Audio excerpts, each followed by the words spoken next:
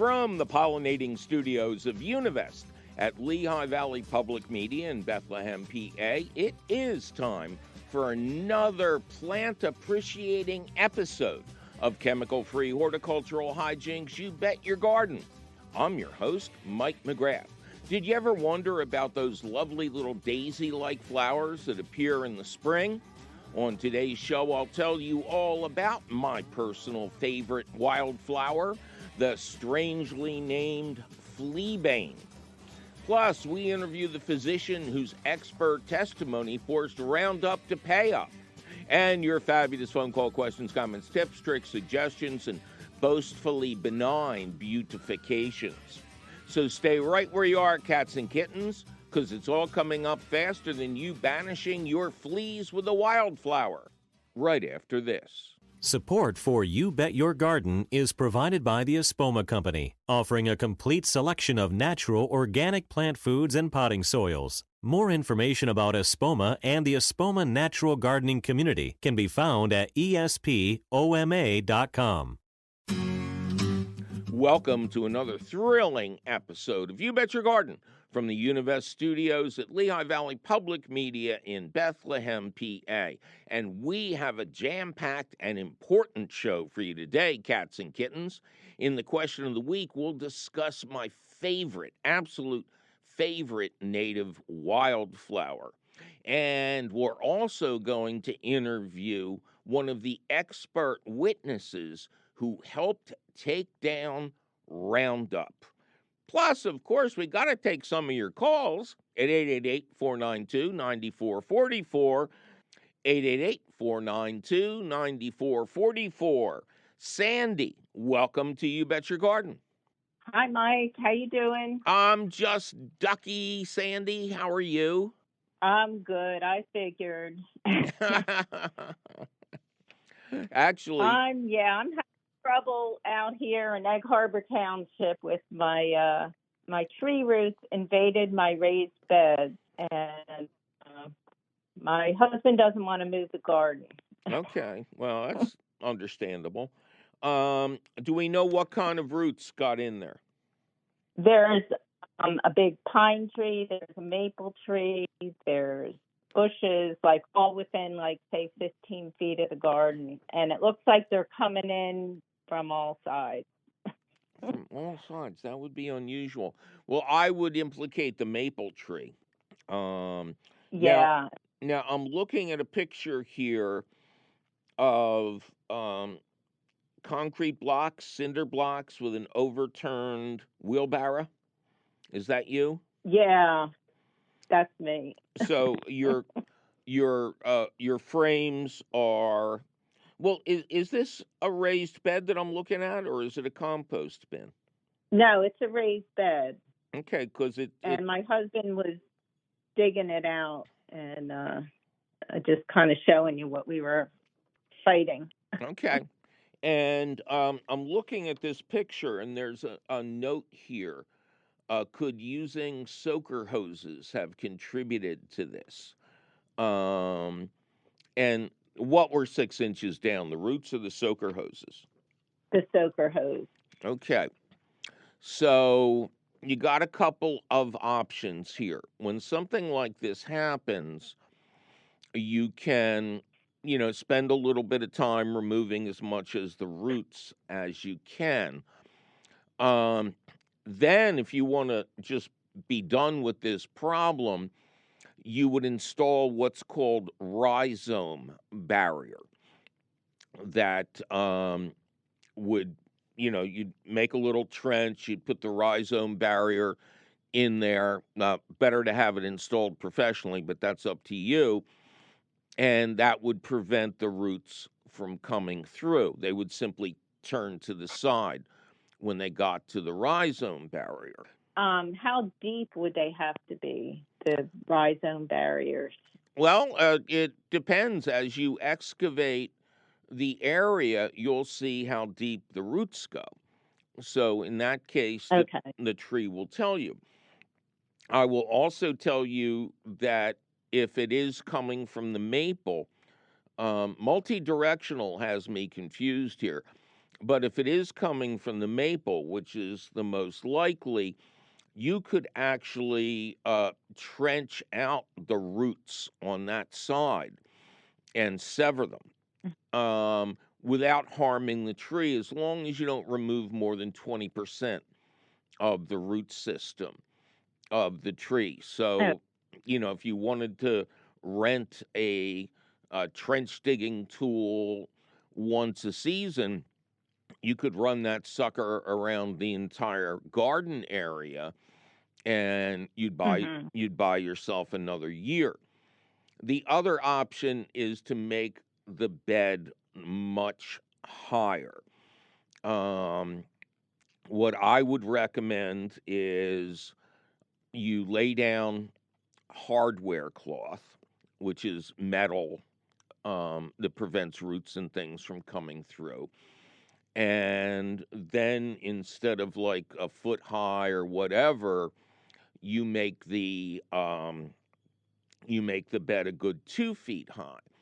And one of the things that we've been learning is if you don't want to use that much compost or topsoil or perlite, you can lay down wood from your property on the bottom over top of the hardware cloth and then fill it up. And what would happen is the wood will slowly disintegrate and it'll turn into soil, but you won't have the expense of filling up an even bigger box, so to speak. So I think that would be the easiest solution. And Okay. yes, the soaker hoses are a problem because these roots are seeking out water. I'm wondering if you could even deek them by running the hoses off to the side and the roots will turn over and, go over there for a change. But Should, I would not bury the soaker hoses. I would have them on the surface of the soil, maybe okay. maybe covered by a very light mulch of shredded leaves. Mm-hmm. So those are your Okay. options. That sounds like a plan. Okay, sounds like several plans. You just have to pick one.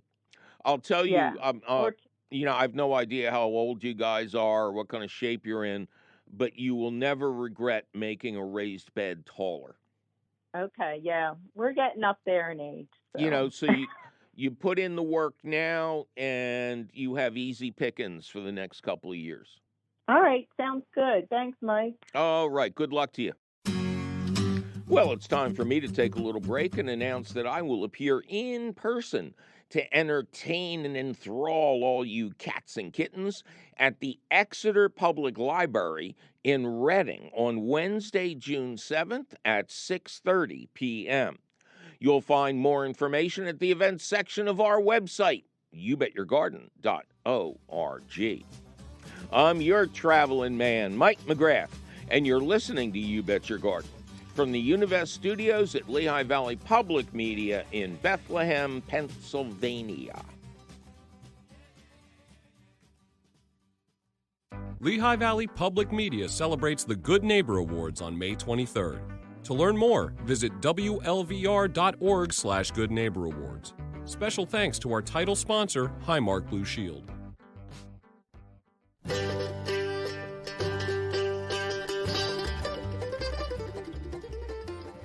Welcome back to another thrilling episode of You Bet Your Garden from the Univest Studios at Lehigh Valley Public Media in Bethlehem, PA. I am your host, Mike McGrath. All right, it is time to welcome our very special guest, Dr. Chadi Nabhan, MD, MBA, probably more if there were more room on the cover here. He is the author of Toxic Exposure, a new book subtitled The True Story Behind the Monsanto Trials and the Search for Justice, and it comes to us from the Johns Hopkins Press. Now, I got to say, I felt I had to read every word of this book, so that's a record for You Bet Your Garden. And in essence, you became an expert witness, among others, in at least two groundbreaking trials centered around Roundup. Now, let's start by asking you why the law firm contacted you to be an expert witness. So thanks for having me on the show. So I'm a medical oncologist and a hematologist, and I developed an expertise in a form of cancer called non-Hodgkin lymphoma. Non-Hodgkin lymphoma is a form of cancer that involves the lymph glands, the bone marrow, and the immune system. And there were reports that were published by the IARC. The IARC stands for the International Agency on Research on Cancer, which is a division of the WHO, the World Health Organization. That research showed that glyphosate, the main ingredient of Roundup, is a probable human carcinogen. So it is linked to cancer. And the most compelling data was the link between glyphosate and non-Hodgkin lymphoma.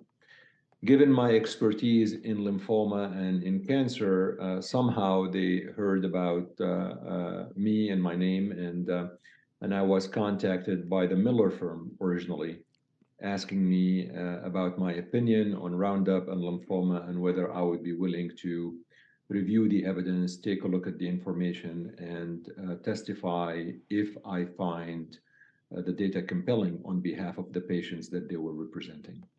And the first patient you were involved with was a Mr. Johnson, is that correct? Do I remember? Yes, correct. So the first case was actually Johnson against Monsanto. This was the first case that was ever brought against Monsanto by a patient because of Roundup and glyphosate. And if I remember correctly, Mr. Johnson was a groundskeeper of some sort and was told to spray Roundup to kill weeds. Yes, he was a groundskeeper in California, and he basically worked 5 days a week where he would spray Roundup on schoolyards, everywhere he was told to. He would actually wear protective gears, but again, he was never told that there was any risk between Roundup and possibly any form of cancer or lymphoma.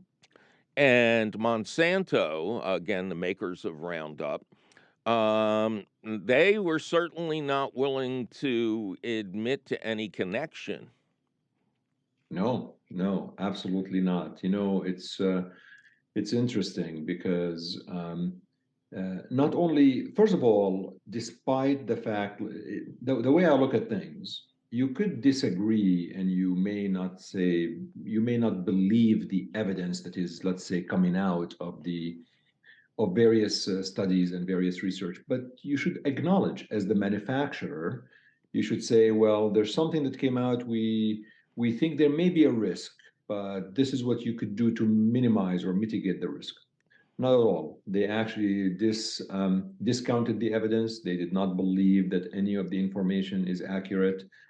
And Mr. Johnson, in fact, when he started developing rash on his body, and he wasn't sure what it was, he did call Monsanto, and he never got a call back.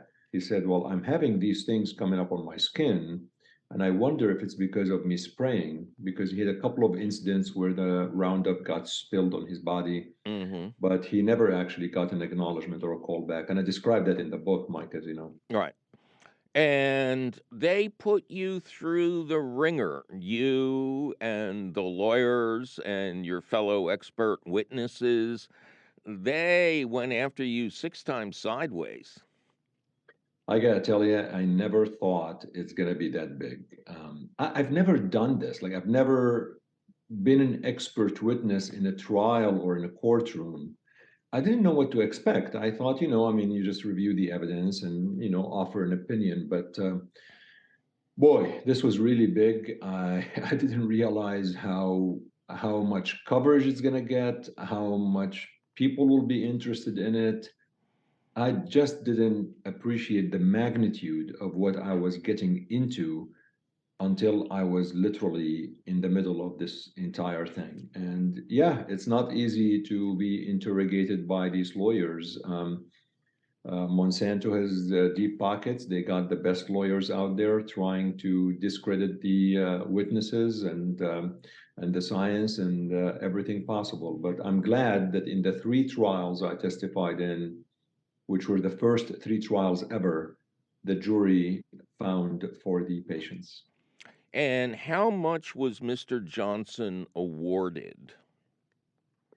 Well, the original, as you know, I think both parties usually, they're going to appeal whatever verdict that they actually get. So the original verdict was north of 200 million, including some punitive damages and things like that. But there's an appeal, and there's a lot of things that I describe in the book. Frankly, I try to take the reader through what I went through. I think eventually Mr. Johnson was awarded between 20 to 25 million dollars. Woo! So they should have just kept their mouth shut with the 200,000. Well, as you know, I mean, they actually settled with over 100,000 patients for 11 billion plus dollars. Now, Monsanto and their parent company, as you know, Bayer bought Monsanto. We'll get to that. Yeah, but they would say they admitted no guilt, right? They said, well, we're just going to settle. And I don't know, Mike, call me crazy, but if you're paying $11 billion, probably you're guilty. Well, I won't call you crazy. You can do that to me. That's the way that works on this show. Okay, now the next trial you were involved in. Oh, and by the way, Mr. Johnson is fine, right? He's at the end of the Mr. book. Johnson is still alive. I don't know the state of his cancer right now. The last time I was able to find about him, he remains alive, thankfully. And maybe I'll digress here just a little bit to mention one thing that is important as a physician and as an oncologist. Doctors should always stay humble in recognizing that they cannot predict always the course of a disease, how long a patient has to live, and this information. We can always speculate. We can always leverage the data to try to get the best answers to families and to patients. But we should stay humble, realizing that our predictions may not always be correct. The disease that Mr. Johnson had was very aggressive. I did not honestly predict that he will be well in 2023, and I'm extremely happy that I was wrong. Very good. Now, the next case you testified in, to my mind, before I got into gardening, I was a medical researcher and writer for about 25 years. Wow, you had a job in front of you. This couple had multiple medical issues in addition to the non-Hodgkin's. Yes, so this was an elderly couple. This was the 3rd trial, Piliads against Monsanto. And, I mean, they had, as you age, as they aged, they obviously had some medical conditions, but this does not mean that the lymphoma couldn't have been caused by the Roundup. Interestingly, so you've got 2 people married to each other for 30 plus years, right? They live with each other. Mm-hmm.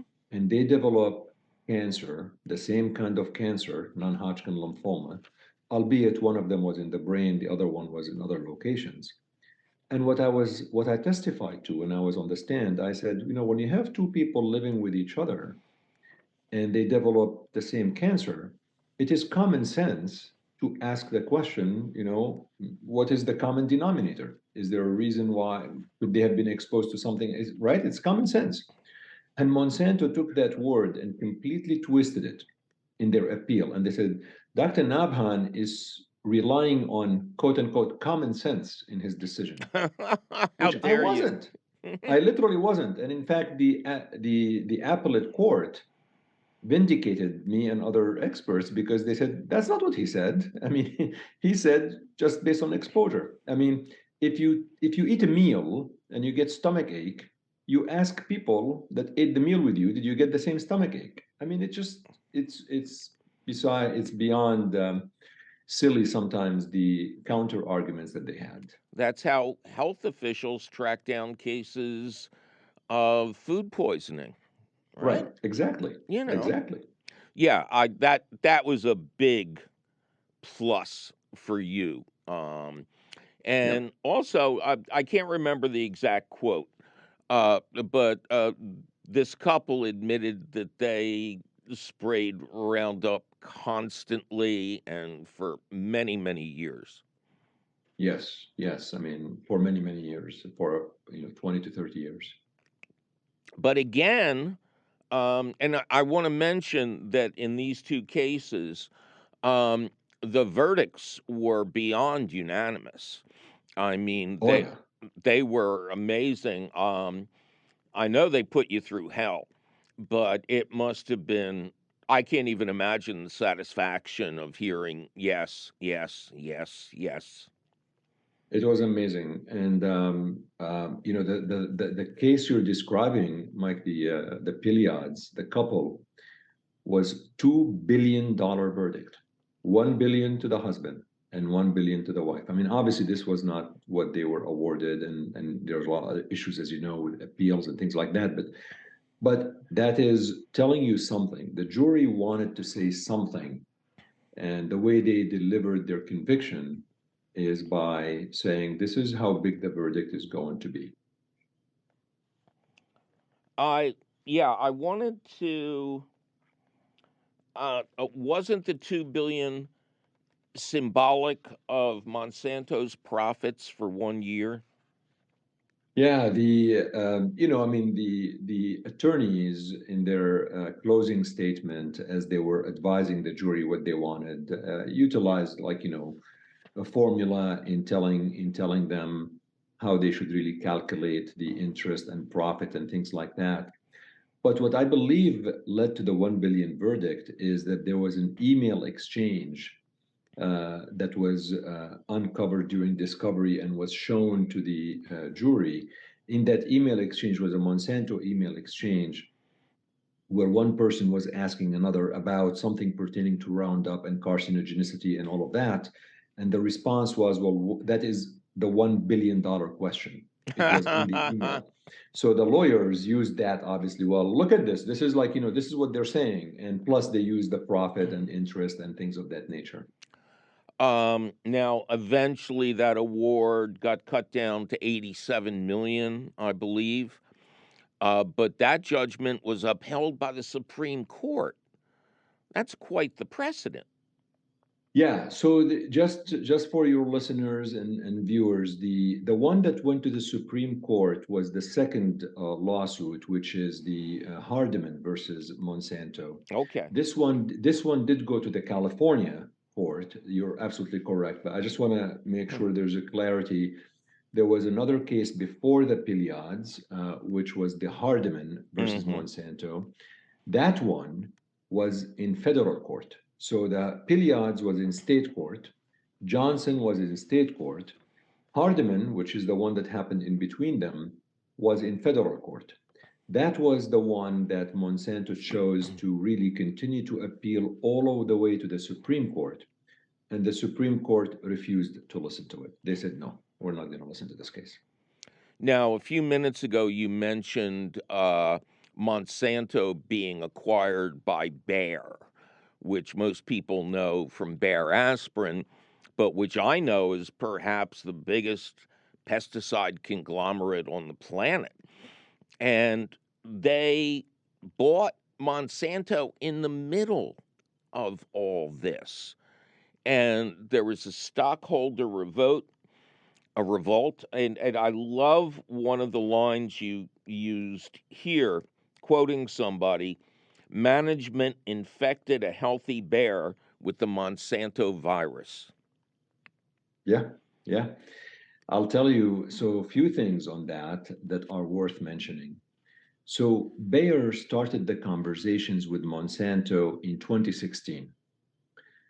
The deal, and then the litigation, the lawsuits started piling up. I think that Bayer underestimated how these lawsuits are going to affect shareholders and share prices. I also don't think, personally, I don't think Bayer did a lot of due diligence on the data on glyphosate and Roundup. They just Gee, assumed, well, it's making a lot of money, let's just buy it, right? yeah, you think? Yeah, but listen to this. So the actual deal closed around the Johnson trial. The Johnson trial finished, the verdict was on August 10, 2018. I can't believe it. It's over 5 years now, almost 5 years. But the deal closed in the fall, I think in September 2018. And they paid $63 billion to acquire Monsanto. And then their share prices dropped by two-thirds. So they lost so much market cap. They paid a lot of money. In my opinion, Mike, I think they were arrogant. I think it's one of those things where you think, well, there's no way we're going to be found guilty. They underestimated their opponents. They were too cocky and just thinking we're going to be fine. Plus, they did not do enough due diligence about the science to appreciate the possibility that they could be getting into, in bed with a company that manufactures something that could be very toxic. Now, and I want to, I guess, congratulate you and your fellow witnesses as being tougher and better informed than they expect. I mean, you went through several years of one long bare knuckle boxing match. Yeah, thank you for saying that. It took a lot of toll, to be honest. And I think as I was reading, as I was writing the book, I realized everything was engraved in my memory because I just lived all of it. Yes, it was a team effort. This was by no stretch of the imagination. That's just my effort. But for sure, I played an important role. So did others. And there was a lot of depositions, trials, testimonies, lawyers. I mean, it's a 5-6 year ordeal of so much back and forth. But, I was editor of Organic Gardening magazine in the 1990s. When that was over, I went on public radio. Now I'm on public radio, a podcast, public TV. I mean, if they invent something new, I'll be on that too. And we heard the stories of Roundup being associated with non Hodgkin's lymphoma back in the 90s. There was a study out of Canada on grain farmers that found a much higher incidence of non Hodgkin's in people who were commercial farmers, conventional farmers versus organic farmers. Nobody paid any attention. And you may have heard about this, but a few years later, there was a study showing an increased rate of non-Hodgkin's in dogs, male dogs that played on lawns that had been sprayed with Roundup. And people freaked out. They went crazy. You're killing our dogs. And it got much bigger response in the press than the poor farmers. Yeah, yeah. Look, I think that there's a little bit some of this. It's probably worth mentioning because you brought in the 90s. As you know, in the 90s, one of the things that led to the explosion of the use of Roundup was the GMOs and the Roundup Ready seeds. These were seeds that are resistant to the effects of Roundup. So farmers are able to spray the weed killer on their seeds and it doesn't affect their harvest and it doesn't really damage them. Roundup Ready seeds were sold by Monsanto. So Monsanto sold the Roundup Ready seeds and they sold Roundup. And you had to But buy fresh seed every year. of course, but here's the deal. I mean, I think the farmers realized, I mean, it's a good weed killer. It's doing what it's supposed to do. And I can actually spray it on my seeds and everything will be fine. So it's kind of one of those things where I think Monsanto at the time had an army of people that really wanted to use it and believed in it. So it helped them, um, even without, they didn't necessarily pay these people. There were a lot of farmers who believed in it. And I think that actually helped them in terms of advertising, manufacturing, and everything else. But I believe these Roundup Ready seeds played a major role in the explosion of the use of Roundup. And I do think Oh, that actually absolutely. led, yeah, absolutely. You know the statistics that over 90% of the corn and soybeans grown in the US are Roundup Ready, which, Absolutely. yeah, and to me, as an organic advocate, I think now that the no GMO label, the verified no GMOs in this product, I think that's as important as organic. Because I'll look at the ingredient on like a bag of healthy chips or something like that, and I'll see canola oil or their corn chips. And if I look at the bag and I can't see any verification, it's, oh my God, I'll be eating Roundup if You I would be. if I do these chips. How much Roundup is getting into human bodies just through eating conventional corn and soybeans and canola? Cereal. I mean, look, lots of kids eat cereal every morning. So you're right. I think, though, the problem is, how much should we put the burden on the consumer? Like you and I need to do all of this work versus having people do the right thing. Put a warning label, don't use Roundup. I mean, shouldn't there be a way where we could actually deliver the food and everything in a very safe manner to people? Of course. I hope so. No, we know that we can.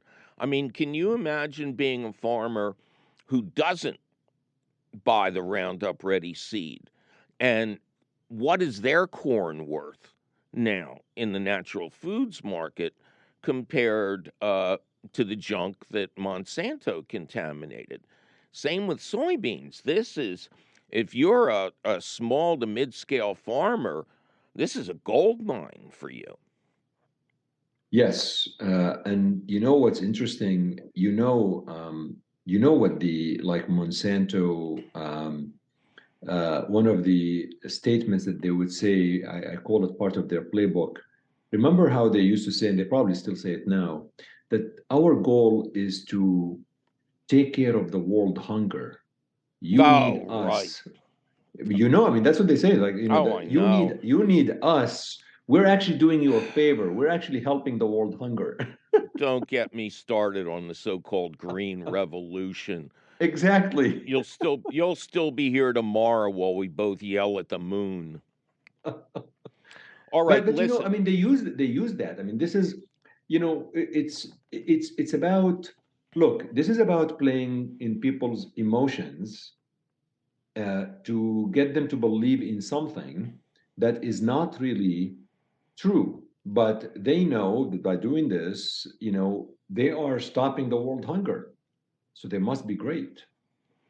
All right, here's what we're going to do. Um, there's no fat in this interview or on you. It appears to be. I'll take care of that part. I hide Um, it well. but there are things that I wish to discuss with you about this further. Yes. So if you're willing, we're going to have you back. Oh, would love to. It'd be an honor and a privilege to be back. Now, as we close this interview, I'm just going to read from your book. Bayer announced that it'll stop all U.S. sales of Roundup for residential use and remove current versions of Roundup from store shelves by 2023. And we Is are in middle of 2023. So what they did, and you can, and your viewers and listeners could find some of these statements on the Bayer website, obviously. But basically, they made a statement. I will say this is a small win, but I'll take it. mm-hmm. Bayer said, we are going to remove Roundup from the shelves for residential use. So if you're not a farmer or a pesticide applicator or licensed pesticide applicator, you cannot get Roundup in its current form from Home Depot or Walmart or wherever. They promised they are going to take care of that in 2023. And they said we are doing this not because we're guilty. We're not guilty. We're not admitting guilt, but we're doing this just because of the litigation matters. And because we're gonna have like fewer lawsuits, I guess.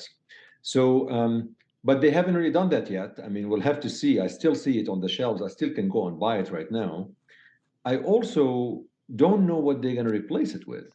I think it's important to know what is going to be replaced with. So if you are just want to just use something on your lawn, what can you use? Because they said we're going to replace it by something different. The other thing I'd like to say, and I know you'll bring me back again, we'll talk some more, but I just want to mention this. As you know, Roundup has the glyphosate, the main ingredient, plus surfactant. That's what I So- want you to come back for. Okay, then we won't spoil it. I was very involved in that research, which again was back in the 90s. Oh, yeah. I mean, look, Mike, the EPA, the Environmental Protection Agency, originally labeled glyphosate as a probable carcinogen. Yeah. And there's actually, in the book, I have a document from the EPA that folks can find it, where it said we think it is oncogenic, means we think it causes cancer. Yeah. And somehow things changed. So I don't know. We'll let people think, use their imagination why things have changed. I can remember from the book that when you brought that up, you were chastised greatly by the judge for implying that the EPA would yield to political pressure. Oh, yeah. Oh. No, God forbid you mention something like that. Yeah. All right. We could go on for a long time here. But thank you for being part of, I feel like we're in Casablanca now. Thank you for being part of the fight. People's minds have to change. If you like, when we bring you back, I'll tell you my thoughts and what I advocate for lawn care and weeds Absolutely. and things like that. But for now, I want to thank you for your work. I'm sure you'll stay current with what's going on. And but a dent has been made, and if Roundup does disappear from store shelves, I mean, I'll buy the best bottle of wine in the wine and spirits shop and toast the safety of Americans. Me too. I'll toast with you. I mean, I think what we've done, we only scratched the surface. So as you know, all of these trials were about the link between Roundup and cancer, specifically non-Hodgkin lymphoma. I did not research specifically the link possibly between Roundup and autoimmune disease, gut intolerance. I don't know, the possibility of things affecting endocrine disruption and infertility and other things. I mean, there could be a lot of possibilities. I did not really investigate that. I'm a cancer specialist, so I really focused on the one thing at hand that was really asked of me. But I do, to your earlier point, the fact how ubiquitous it is, how often it is present in everywhere, is it possible that it might explain some of the other issues that we are dealing with? Yeah, I but think it's worth exploring. Nothing gets people's attention like the big C. Exactly right. Exactly right. All right. Absolutely. Well, I have to kick you off now, but we'll bring you back. I will mention you have a weekly podcast called Healthcare Unfiltered, and you're urging people to check out the Docs Who Rock episode.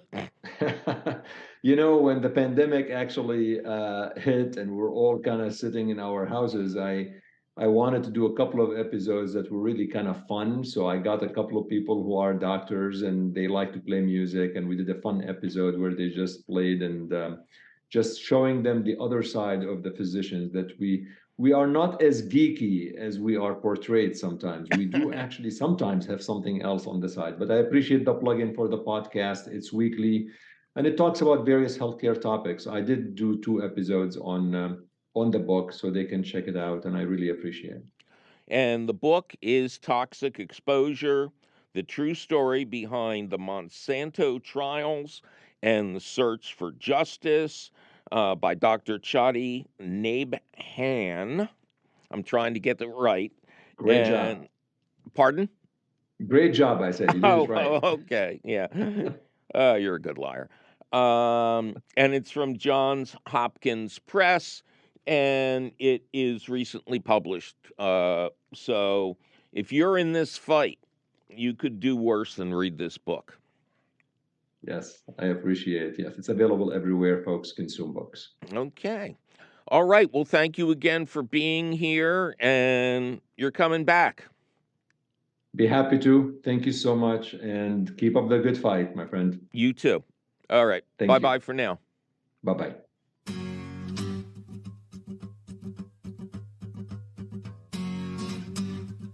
Well, it's time for me to take a little break and announce that I will appear live and in person down ashore this summer.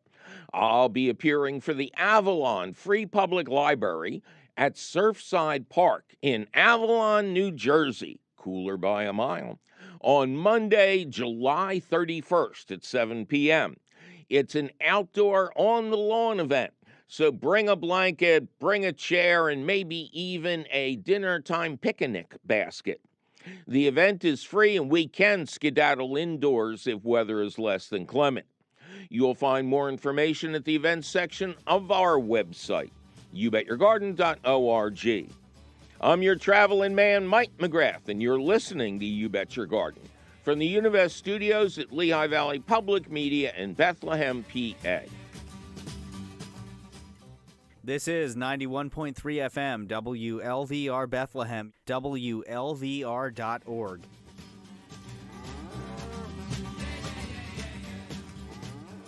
Welcome back to another thrilling episode of You Bet Your Garden from the Univest Studios at Lehigh Valley Public Media in Bethlehem, PA. I am your host, Mike McGrath, and we're in the stretch now, cats and kittens. In just a little bit, we will get to discussing my favorite wildflower named Fleabane. You've seen it. You've wondered what it is. Well, we're going to tell you all about it. But first, a couple more of your fabulous phone calls at 888-492-9444. Paul, welcome to You Bet Your Garden. Well, thank you, Mike. How's life treating you? Oh, I'm just ducky, Paul. Ducky. How are you doing, man? I'm doing very well in the thriving metropolis of Honesdale, Pennsylvania, up in Wayne County. Oh, the big city there. Do you got a traffic light? Oh, yeah. Yes, we have two, I think. Whoa, big time. All right. Swinging in the wind. Yes, it is. Yeah, it's, the city isn't what it used to be. I'm glad to be out here. What can we do you for? Well, several years ago, being a longtime listener to your show, you discussed potato boxes.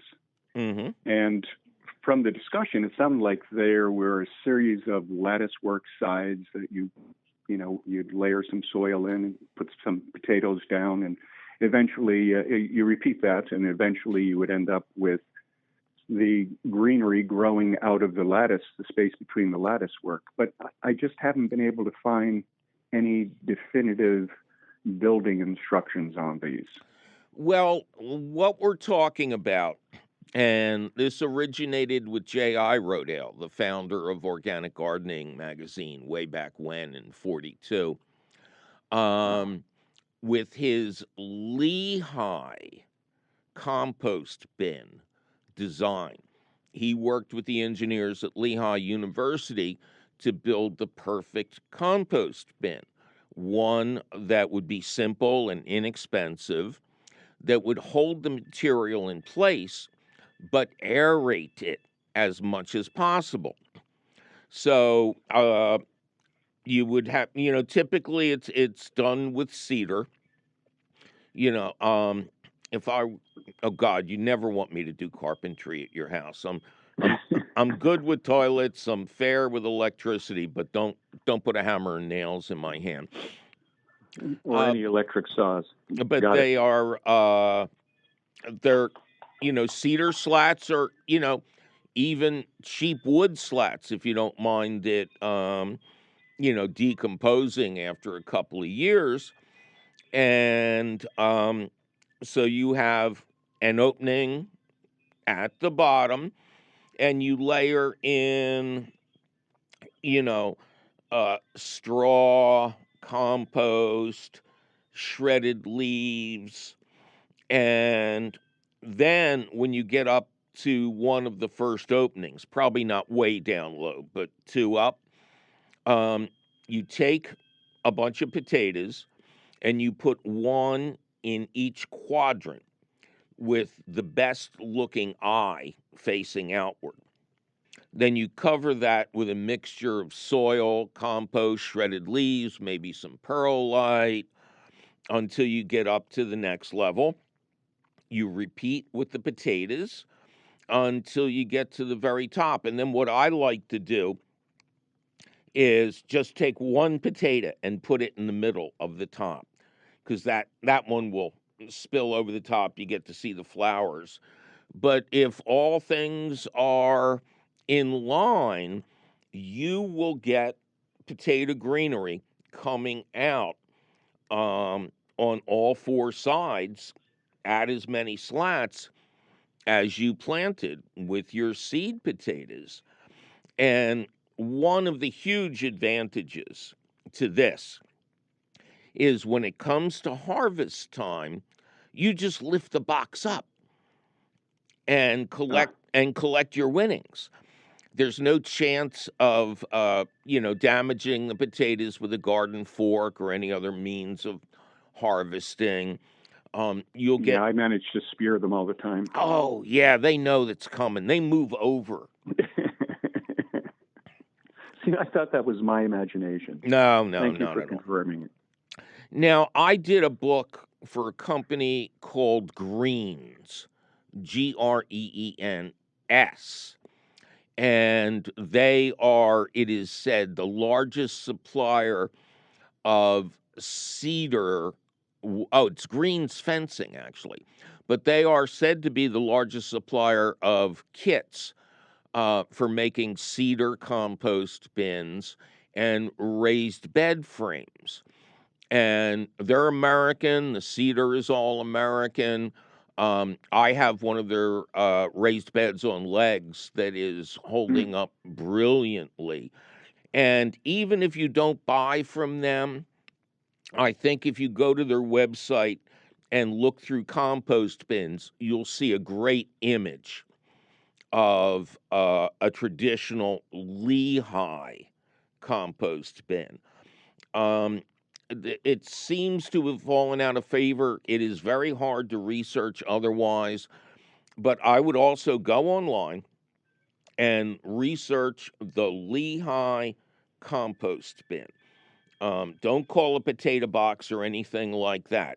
You want the Lehigh compost bin, which can also be used to make compost, Sure, yeah. Well, Mike, thank you for that. I did try searching it as potato box, and the things that came up were absolutely ridiculous. Yes. So nothing close to this. So I appreciate the clarification. Yes, my pleasure. I got to go through my old organic gardening books from the 50s. So I'm sure I can come up with an image for a future show. Thank you very much. Have great potato luck this season. Thanks. Take care. Bye-bye.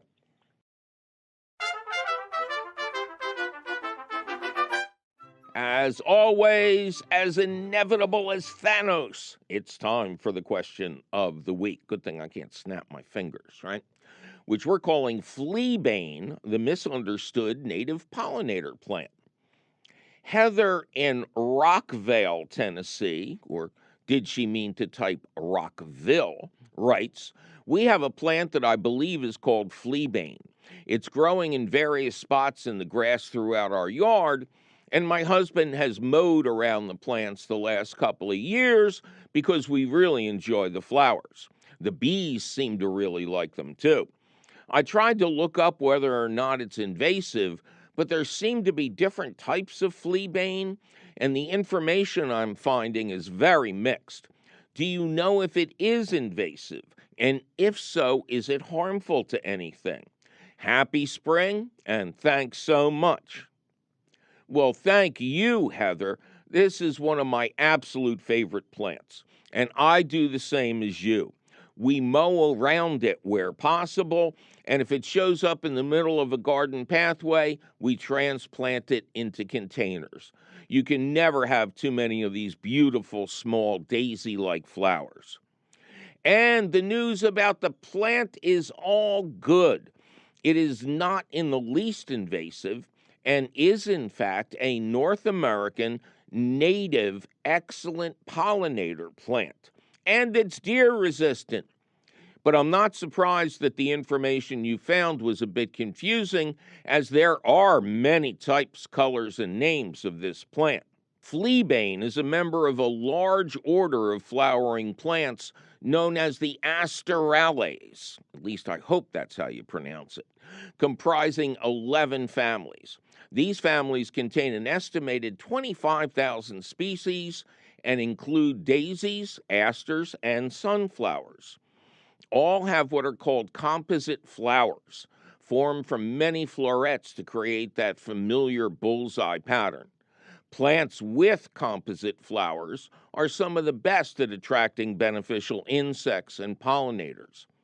I especially treasure fleabane because the flower heads are tiny, allowing the smallest of beneficial insects and native bees to access their pollen and nectar. They also appear early in the season when other sources of pollen and nectar may be scarce. Butterflies and dragonflies, which are the number one predator of mosquitoes, also visit the flowers, and songbirds eat the seeds. The Lady Bird Johnson Wildflower Center notes that the name fleabane, quote, to banish fleas, comes from a Native American belief that the dried and crushed flower heads would repel fleas in a dwelling. That's not much of a stretch, really, when you realize that the dried and crushed flowers of one of its cousins, the pyrethrum daisy, have been proven to be very effective at repelling insects and ticks. Now, while researching this article, I was both surprised and delighted to find that one variety is known as Philadelphia fleabane, although I found it on the Minnesota wildflowers page. Go figure. Anyway, it is noted there that Philly fleabane is one of the most common types found in North America and blooms earlier than common annual fleabane or prairie fleabane. The flower petals are sometimes white, but more often pink, each with a yellow pollen-filled disc at the center. Philly fleabane also has a bad habit of choking in the playoffs and mispronouncing the word water. Another source notes that Philly fleabane is more of a woodland plant, while common or annual fleabane is the one that we mostly see in gardens, lawns, and on roadsides. Annual fleabane has white flowers and is, as named, an annual plant that persists from season to season by dropping seed. Prairie fleabane is said to be a somewhat smaller plant with white petals that are often tinged with blue or pink. There's also a, quote, smooth fleabane and a true fleabane that is strangely named poor robin's plantain. Now, actual plantain is a completely different plant, a common weed that is properly pronounced plantain. Most of you will probably have spent quite some time pulling plantain and then being unable to correctly express what you were doing. Were you planting or pulling? Make up your mind. And of course, neither is related to the similarly named banana-like fruit.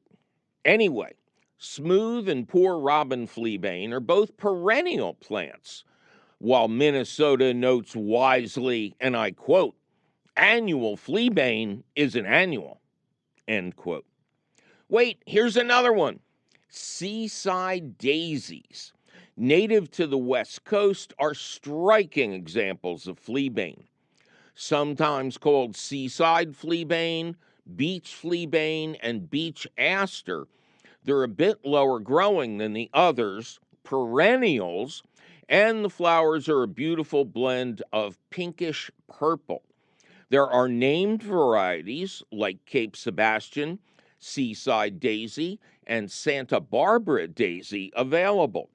They are all said to be hardy down to 15 degrees Fahrenheit and can tolerate heat in the triple digits. Members of this large group of coastal fleabanes are used for dune protection and are also found in San Simeon National Park, a paradise I someday yearn to return to. Several types of fleabane are also host plants for the larval form of the lynx flower moth, an intriguing-looking non-pest moth found east of the Rockies, whose adult form pollinates flowers and probably feeds lots of bats. Philadelphia fleabane is the host plant of the northern metalmark, while the West Coast fleabanes are food for northern checker spot caterpillars. Fleabane is amazing. It feeds them coming and going. The plant is not poisonous per se, but don't let your dog, cat, child, or husband munch on a lot of them because, as the Three Stooges wisely have sung, they'll awake with a tummy ache.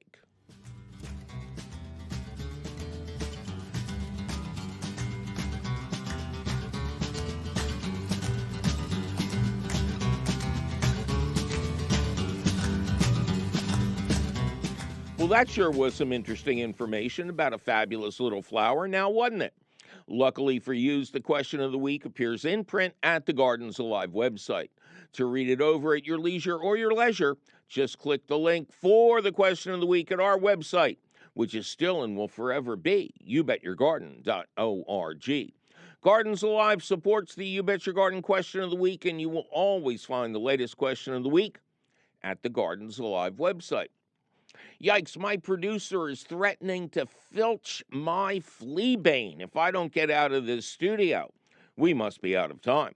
But you can call us anytime at 888-492-9444 or send us your email, your tired, your poor, your wretched refuse, teeming towards our garden shore at YBYG at WLVT.org. If you don't include your location, I don't know, we'll scratch the side of your car or something. Please include your location. You Bet Your Garden is a half-hour public television show available for viewing on PBS 39, PBS 39 Extra, PBS Passport, and our website. We are also an hour-long public radio show and podcast, and all of this fun stuff is produced and delivered to you from the Univest Studios at Lehigh Valley Public Media in Bethlehem, PA. Our radio show is distributed by PRX, the Public Radio Exchange. You Bet Your Garden was created by Mike McGrath. Mike McGrath was created by a crazed mad scientist deep in the Balkans. Ken Queter is our musical director. Our chief content officer is Yoni Greenbaum. Our angel of the airways is Christine Dempsey. Our sound engineer and set decorator is cheerful Charlie Sarah. Our social media director is Amanda Norfleet. Check out her fine work at the You Bet Your Garden Facebook page. Teresa Radke is our peerless princess of profound production. Our audio editor is the always lovely Jonas Bowen. Judicious Jake Boyer does the video. Our directorial director of direction is the harassed and harried Javier Diaz. We also present for your dining and dancing pleasure our beloved band of carnies, card sharks, roustabouts, and fortune tellers. Our CEO is Tim Fallon. I'm your host and executive producer, because nobody else wanted the job, Mike McGrath, and I'll be planting, digging, weeding, and wiping my brow until I can see you again next week. Okay? All together now. Yeah.